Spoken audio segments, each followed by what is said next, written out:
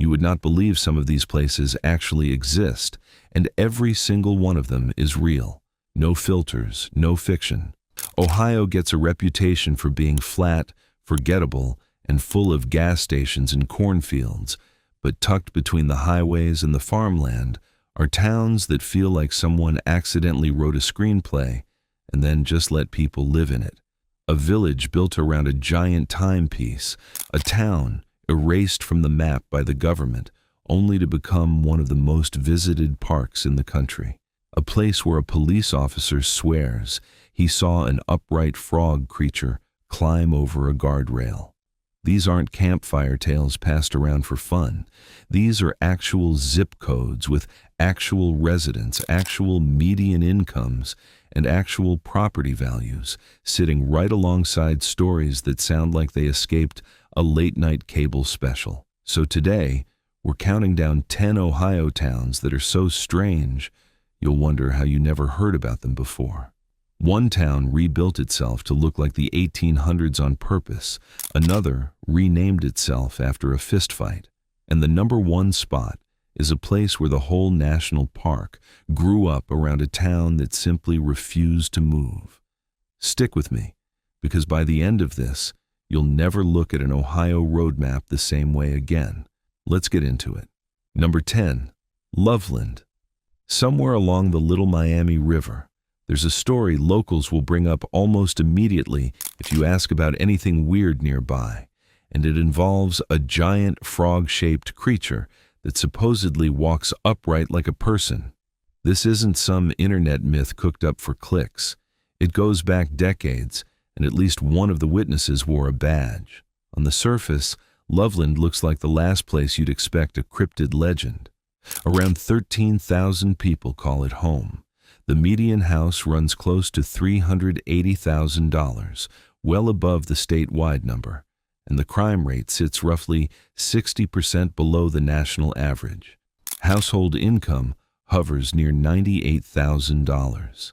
This is a comfortable, leafy Cincinnati suburb, the kind of place where the biggest controversy should be a disputed HOA fence.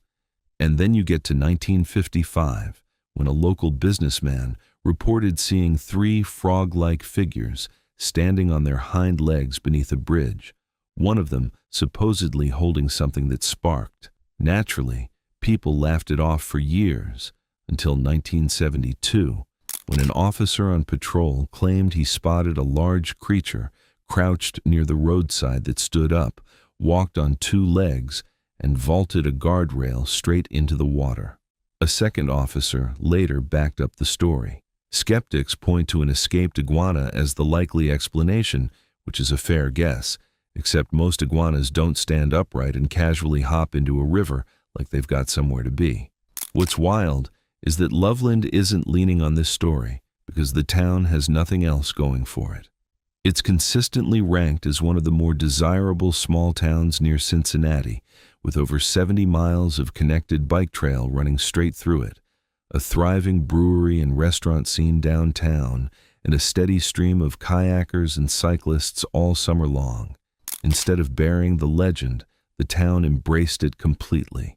There are festivals built around it, merchandise, murals, the whole package.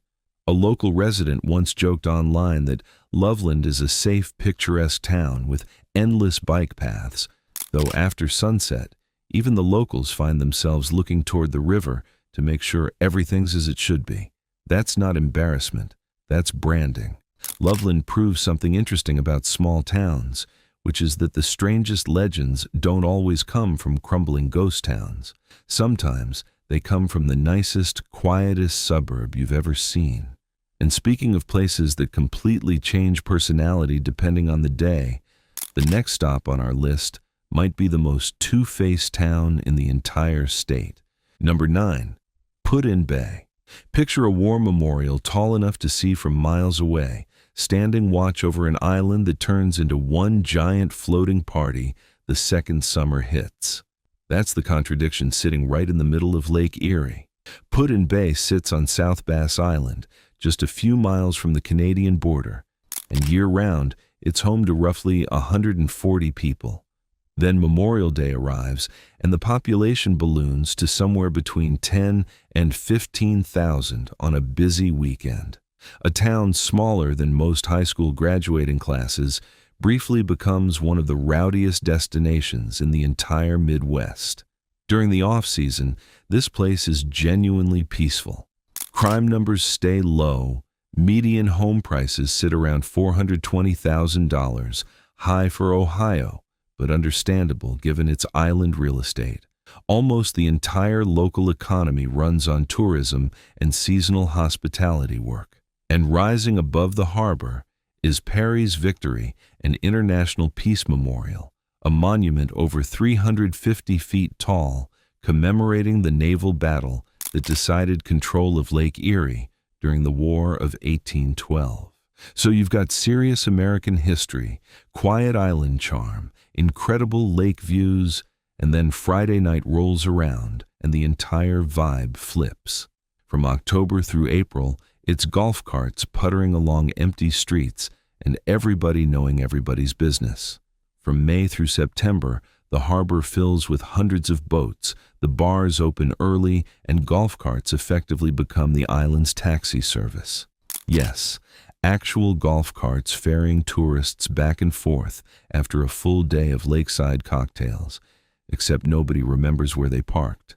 Millions of dollars in seasonal revenue flow through this tiny island, but that also means the population multiplies close to 100 times over on peak weekends.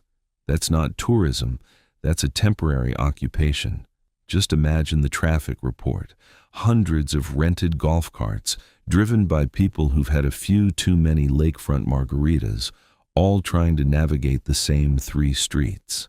Somehow, it mostly works out fine, which honestly says more about the forgiving nature of a golf cart than anything else. Put-in Bay is proof that the strangest towns aren't always the sleepy, forgotten ones. Sometimes they're the places that completely transform depending on the calendar. And if you thought a town could only have one identity crisis at a time, wait until you hear what the federal government did to the next place on our list. Number 8, Helltown. In the 1970s, the federal government quietly began buying up an entire township in Ohio. Houses, farms, churches, roads, all of it. And the void that was left behind gave birth to one of the state's most persistent urban legends. The real name is Boston Township, sitting inside what's now Cuyahoga Valley National Park, roughly halfway between Cleveland and Akron. Founded in the early 1800s along the old Ohio and Erie Canal, it was a normal, quiet farming community for nearly a century and a half. Then, in 1974, the government launched a major land acquisition push to expand the national park system, and Boston Township happened to sit right in the middle of the target zone. Families sold, moved out, and left their houses standing empty. Within a few years, entire stretches of the township had turned into abandoned neighborhoods, and that's exactly the kind of environment where rumors grow fast. People started whispering about toxic chemical spills that mutated local wildlife, secret satanic gatherings inside the empty churches, a phantom school bus hidden somewhere in the trees, even a supposed government quarantine. And just like that, a sleepy valley community earned itself the nickname Helltown.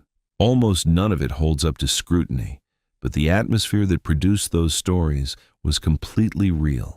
Driving past collapsing porches and vine-covered houses with nobody around does something to your imagination, whether you believe in curses or not. These days, Boston Township is folded into Cuyahoga Valley National Park, which pulls in nearly 3 million visitors annually. Crime is close to non-existent since most of the land is protected. The handful of remaining residential properties run around $300,000 to $350,000, pretty standard for suburban Northeast Ohio, and most residents commute 30 to 40 minutes into Cleveland or Akron for work. So really, the scariest part of living here today is probably rush hour traffic, not demons in the woods. What's wild is that the same government project that hollowed out this community accidentally created one of the most popular parks in the entire Midwest. Some years it draws more visitors than Yellowstone, meaning millions of people unknowingly walk through a place once rumored to hide mutant animals and cult activity. Someone should really put that on a brochure. Welcome to Cuyahoga Valley National Park. Enjoy the waterfalls, the hiking trails, and possibly a radioactive raccoon or two. I'm only half kidding. Number 7. Knock 'em stiff. Here's a sentence that sounds fake, but absolutely is not. There is an official, real, government-recognized place in Ohio named Knock 'em Stiff, and nobody can fully agree on where the name came from. Tucked into Ross County, about 70 miles south of Columbus, this unincorporated community has a population that's genuinely hard to pin down, likely a few hundred people scattered across rural hills and farmland. So the town's biggest claim to fame might just be its own name. Sitting in the Appalachian foothills of southern Ohio, Knock 'em Stiff is part of a region known for gorgeous scenery, close-knit neighbors, and, unfortunately, decades of economic hardship. Median household income in the surrounding county lands around $55,000, below the national number, but housing stays cheap, with median values close to $150,000 and some rural lots going for far less. Crime tends to stay minor and property-related rather than violent. Most jobs come from nearby Chillicothe, about 20 minutes away, where healthcare, corrections work, and manufacturing carry the local economy. As for the name itself, there are a few competing legends. One claims a local preacher told his congregation to knock the devil stiff if he ever showed up. Another traces it back to a bar fight where the bartender supposedly told rowdy customers to knock each other stiff and take it outside. The most believable version is probably the simplest, that it started as a dark, joking nickname that stuck around long enough to become official, because that's just how small rural communities sometimes operate. For such a tiny place, Knock 'em Stiff has an outsized cultural footprint. Author Donald Ray Pollock grew up here and wrote a critically acclaimed short story collection named after the town, drawing loosely from real life in the area, and that book eventually helped inspire the Netflix film The Devil All the Time. Not bad at all for a place most maps barely bother labeling. Just picture the town meeting where this name got approved. Someone says they need something for the welcome sign, another person shouts out Knock 'em Stiff, and instead of immediate rejection, the whole room just nods along. Now try explaining that name to airport security or a confused delivery driver. Eventually, you just give up and tell people it's near Chillicothe and hope they stop asking follow-up questions. Some towns are hard to spell. This one is hard to explain out loud without getting a strange look. Number 6. Circleville. Somewhere south of Columbus sits a town that was originally designed as an actual, perfect circle. Not a nickname, not a metaphor. A literal geometric layout with curved streets wrapping around a central point, like someone built the whole place with a compass. Welcome to Circleville, Ohio, a town that briefly lived up to its name before deciding geometry wasn't worth the hassle. Sitting in Pickaway County, roughly 25 miles south of Columbus, Circleville is home to about 14,000 people today. Median home values land near $220,000, comfortably below the national average, making it one of the more affordable towns close to the Columbus metro area. Household income runs around $65,000, and unemployment typically tracks a bit below the national rate thanks to manufacturing, logistics work, and proximity to Columbus job openings. Violent crime sits somewhere around 20 to 25% below the national average, so overall this is a pretty steady, stable little town. But back in 1810, the original city planners had a genuinely strange idea. The town was built directly around an ancient Hopewell earthwork, a massive circular mound constructed centuries earlier by Native American cultures, and rather than clearing it away, they designed the entire town around it. That meant a circular park sitting dead center, streets radiating outward like spokes on a wheel, and buildings following curved roads instead of straight ones. It looked incredible on paper and was apparently miserable to actually navigate, kind of like trying to assemble furniture with instructions written in a language you don't speak. Eventually, in the mid-1800s, residents got fed up enough to vote for demolishing the circular design entirely and replacing it with a standard grid. Number 5, Roscoe Village. There's a town in Ohio where it genuinely feels like the 19th century never actually ended, and I don't mean that as an exaggeration. Roscoe Village, a restored canal town sitting in Coshocton County, looks like someone hit pause on the 1830s and just left it running. Brick warehouses, wooden storefronts, mule-drawn canal boats gliding along the water, and somehow the whole thing functions as a place people actually live in today. It started out as a busy canal port back in the 1830s, hauling coal, grain, and whiskey along the Ohio and Erie Canal, essentially serving as the interstate highway system of its era. Then railroads showed up, which for canal towns was roughly the historical equivalent of a big box retailer moving in next door to every small shop in town. Canal traffic collapsed, the local economy dried up, and buildings sat decaying for decades. Then, in the 1960s, instead of tearing the old district down, the town made an unusual choice and rebuilt it exactly as it once looked. No modernization, just a full rewind to the past.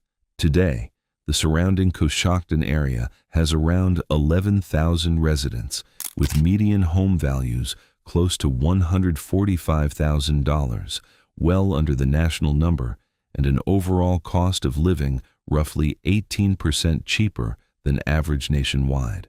Crime stays relatively low compared to Ohio's bigger cities. The local economy now leans heavily on tourism, small retail, and historical attractions, meaning the town's biggest asset these days is quite literally its past. Visitors wander the old streets, ride canal boats pulled by mules, and watch blacksmiths demonstrate trades that mostly vanished a century ago. One visitor online described it as feeling like stepping into a living history museum, except people genuinely live there year-round. Think about how backwards that is compared to most towns. Nearly everywhere chases modernization, and Roscoe Village looked at the future and decided 1837 sounded better. History tourism is a funny thing because everyone romanticizes it until they realize how uncomfortable daily life actually was back then. No plumbing, no Wi-Fi, no food delivery. Most of us would last about 4 hours before begging for a microwave and an outlet. But for a weekend visit, it's genuinely charming. Walking through Roscoe Village early in the morning, cobblestone paths underfoot, sunlight hitting old brick buildings, the creak of a canal boat rope, and the slow clop of mule hooves along the water.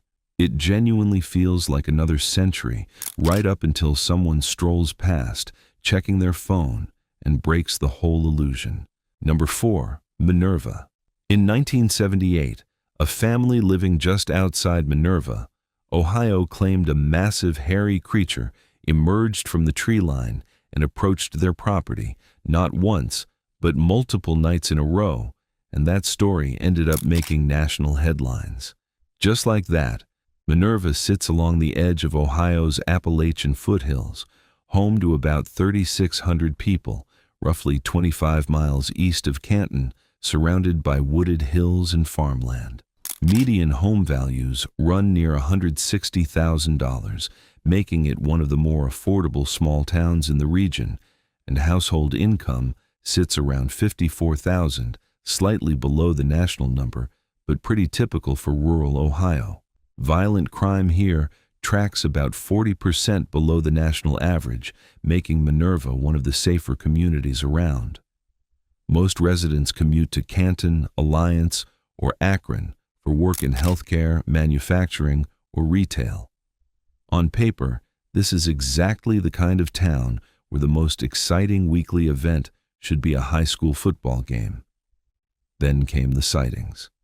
According to reports, the Ely family described a creature standing 7 to 8 feet tall, with glowing eyes and an overwhelming smell lurking near their backyard one evening. Within days, the story spread across the region, and dozens of locals were combing the nearby woods with flashlights and cameras, armed with far more confidence than preparation. National media picked it up, and cryptid researchers started paying attention.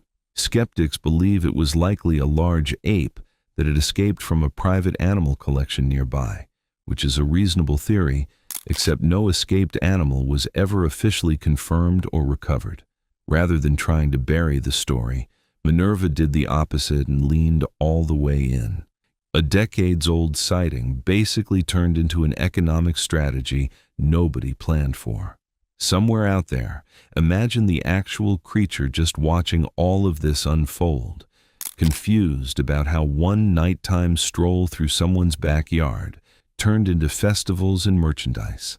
One local resident summarized it well online, describing Minerva as quiet, friendly, and beautiful, but noting that every kid growing up there hears the monster story at least once before they're old enough to drive.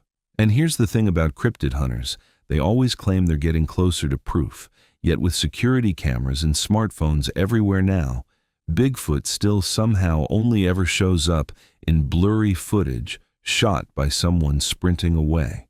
Either the creature doesn't exist, or he's the single most camera-aware animal in North America. And honestly, either way, that's impressive. If you've ever wanted to visit Switzerland, but your travel budget only stretches as far as Ohio, there's a town that basically tried to solve that exact problem. Sugar Creek, Ohio is home to roughly 2,200 people, and somewhere along the way, this village decided it was going to become America's little Switzerland, right in the heart of Amish country. Which means, within the same few blocks, you'll see Swiss chalet-style architecture, horse-drawn Amish buggies rolling past, and a massive mechanical cuckoo clock towering over downtown. Somehow, all of it coexists without a hitch. Sitting in Tuscarawas County, about 90 miles south of Cleveland and surrounded by rolling farmland and Amish communities, Sugar Creek has quietly built itself into a real tourism hub despite its size. Median home values sit around $210,000, slightly under the national number. Household income runs close to $62,000, typical for rural Ohio, and crime rates stay dramatically low, roughly 50% under the national average. Tourism drives a surprisingly large chunk of local revenue through festivals, shops, and Amish country attractions. So on the surface, this is exactly the kind of safe, slow-paced small town where nothing much happens, which somehow makes its central landmark even more unexpected. Right in the middle of downtown stands one of the largest cuckoo clocks anywhere in the world, standing about 23 feet tall. Every 30 minutes, wooden figures spin, music plays, and mechanical dancers pop out in a tiny alpine performance, which is charming and more than a little surreal, considering you're still standing in the middle of Ohio farmland, not the actual Alps. Sugar Creek's Swiss identity traces back to Swiss immigrants who settled the area in the 1800s, and over generations, the town leaned harder and harder into that heritage through architecture, food, and annual festivals. Events like the Ohio Swiss Festival now draw thousands of visitors every single year, turning a small farming village's cultural roots into a genuine tourism identity. And it clearly worked. Just think about the commitment involved. Someone looked at this stretch of rural Ohio and decided what it really needed was less corn and more alpine flair, and instead of a modest museum or a small plaque, they went with a 23-foot clock that erupts with music every half hour. I have to respect that level of confidence.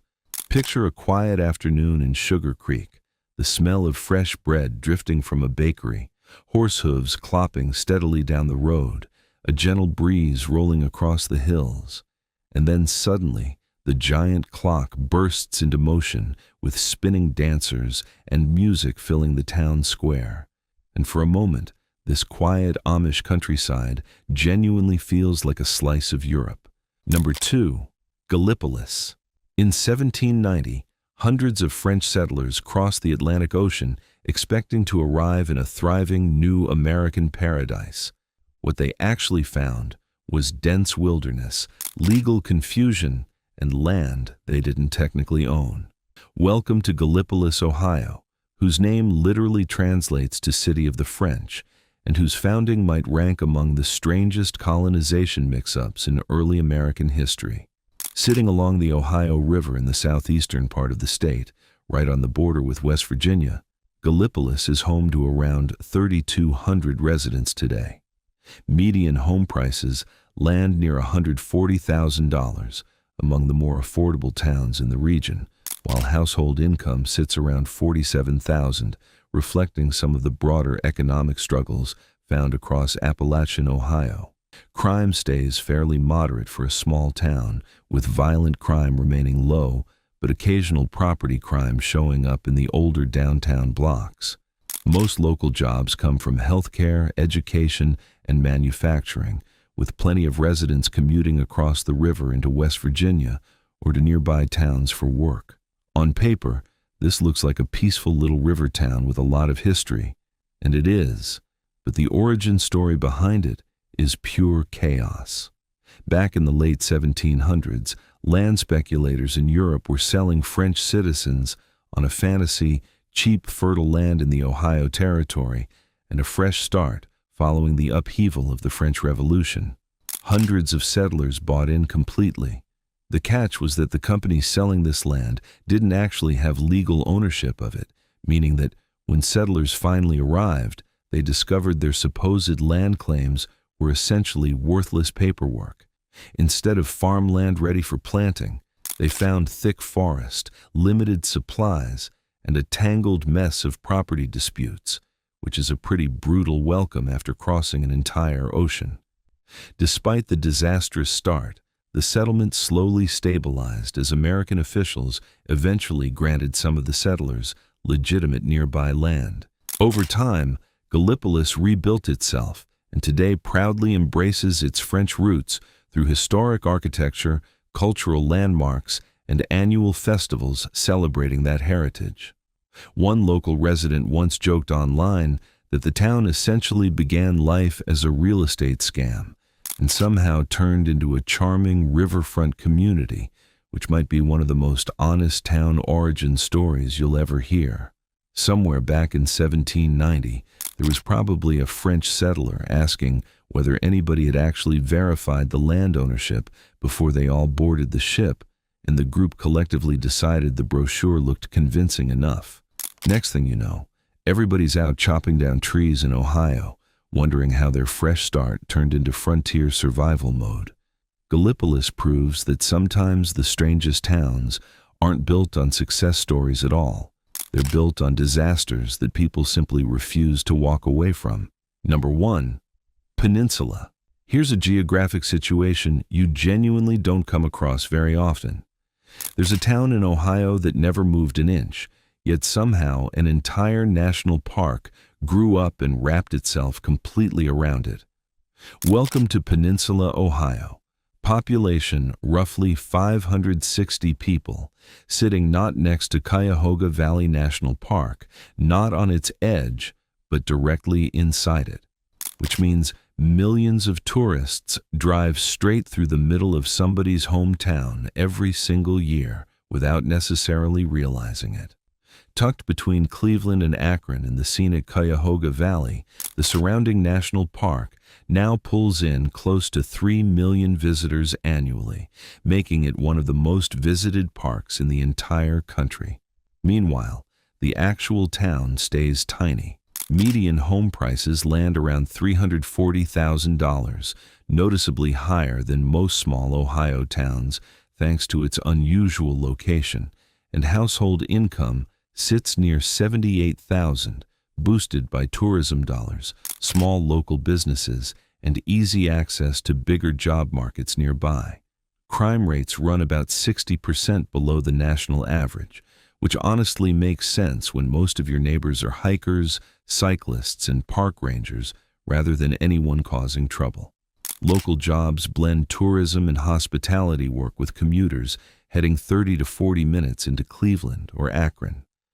So yes, you can technically live inside a national park and still hold down a completely normal city job, which is a strange thing to wrap your head around. Peninsula actually predates the park by well over a century, starting out as a canal stop in the early 1800s along the Ohio and Erie Canal, serving travelers in cargo boats moving through the valley. Then, in the 1970s, the federal government created what would eventually become Cuyahoga Valley National Park, and rather than relocating the existing town, they simply built the entire park around it. That kind of arrangement is genuinely rare. Living in Peninsula means your backyard essentially connects straight to forest trails, waterfalls, historic canal paths, and even a scenic railroad running through the valley, so your daily commute might involve dodging kayakers, cyclists, and the occasional deer crossing the road. Tourists visiting national parks always do the same predictable thing, driving hundreds of miles chasing untouched nature, and then immediately complaining about the lack of cell signal. Of course there's no signal. You're standing in the middle of a forest, surrounded by waterfalls and wildlife. Peninsula proves that the strangest towns in Ohio aren't necessarily the loudest or the creepiest. Sometimes they're just the quiet little places hiding inside destinations. Millions of people visit every year without ever noticing somebody actually calls it home. So there you have it, 10 towns across Ohio that prove the state has way more going on than cornfields and highway exits. A frog cryptid hiding in a wealthy suburb, an island that flips its entire personality every summer, a government project that accidentally built a national park on top of a ghost story, a town that literally erased its own street design, and a village that decided the best branding move was building a 23-foot cuckoo clock. If any of this surprised you, it probably means it's time to take a closer look at the towns closest to you, because you never really know what's hiding a few exits down the highway.